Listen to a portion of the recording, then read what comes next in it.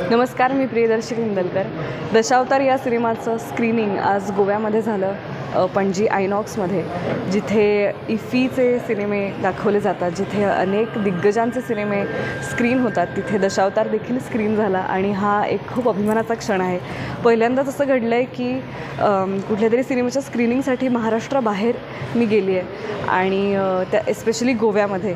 तर खूपच छान वाटतं या क्षणी. आणि गोव्यामध्ये मराठी कलाकृतींना नेहमीच खूप सुंदर प्रतिसाद मिळाला आहे, तसाच दशावतारलाही मिळतो आहे, हे ऐकून देखील खूप आनंद होतो आहे. असंच प्रेम करत राहा. आणि दशावतार हा सिनेमा ज्यांनी पाहिला आहे त्यांना तर माहितीच आहे, पण ज्यांनी पाहिला नाही त्यांच्यासाठी म्हणून विशेष सांगते की आपल्या दशावतारी लोकपरंपरेला धरून निसर्ग माणसाचं नातं उलगडत राखणदार या गोष्टीच्या भोवती फिरत ही गोष्ट तुम्हाला बरंच काही देऊन जाते. आणि हा अनुभव थिएटरमध्ये घेण्याचा आहे. बऱ्याचदा असं आपण म्हणतो की OTTवर आल्यावर बघू, पण हा विशेष सिनेमा जर तुम्ही थिएटरला पाहिला नाहीत तर तुम्हालाच कुठेतरी रिग्रेट होईल.